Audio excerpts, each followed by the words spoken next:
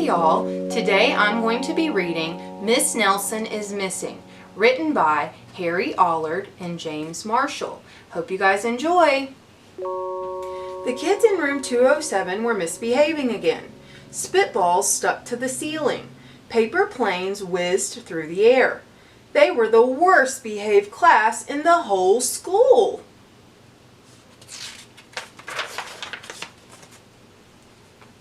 "Now settle down," said Miss Nelson in a sweet voice. But the class would not settle down. They whispered and giggled. They squirmed and made faces. They were even rude during story hour. And they always refused to do their lessons. "Something will have to be done," said Miss Nelson. The next morning, Miss Nelson did not come to school. "Wow!" yelled the kids. "Now we can really act up." They began to make more spitballs and paper planes. "Today, let's be just terrible," they said.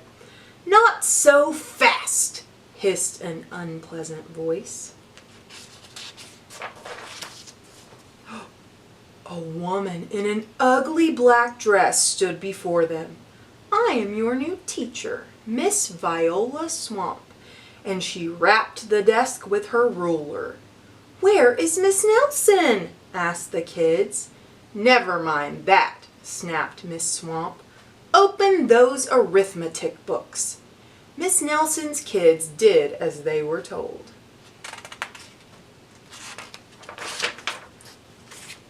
They could see that Miss Swamp was a real witch.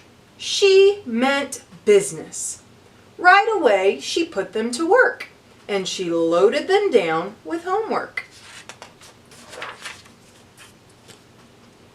"We'll have no story hour today," said Miss Swamp. "Keep your mouth shut," said Miss Swamp. "Sit perfectly still," said Miss Swamp. "And if you misbehave, you'll be sorry," said Miss Swamp. The kids in room 207 had never worked so hard. Days went by and there was no sign of Miss Nelson. The kids missed Miss Nelson. "Maybe we should try to find her," they said. Some of them went to the police. Detective McSmog was assigned to the case. He listened to their story. He scratched his chin. He said. I think Miss Nelson is missing." Detective McSmog would not be much help. Other kids went to Miss Nelson's house. The shades were tightly drawn and no one answered the door. In fact, the only person they did see was the wicked Miss Viola Swamp coming up the street. "If she sees us, she'll give us more homework." They got away just in time. "Maybe something terrible happened to Miss Nelson. Maybe she was gobbled up by a shark," said one of the kids, but that didn't seem likely. "Maybe Miss Nelson went to Mars," said another kid, but that didn't seem likely either. "I know," exclaimed one know-it-all. "Maybe Miss Nelson's car was carried off by a swarm of angry butterflies, but that was the least likely of all." The kids in room 207 became very discouraged. It seemed that Miss Nelson was never coming back, and they would be stuck with Miss Viola Swamp forever. They heard footsteps in the hall. "Here comes the witch," they whispered. "Hello, children," someone said in a sweet voice. It was Miss Nelson! "Did you miss me?" she asked.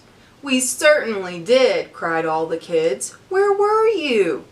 "That's my little secret," said Miss Nelson.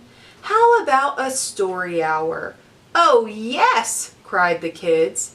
Miss Nelson noticed that during story hour, no one was rude or silly.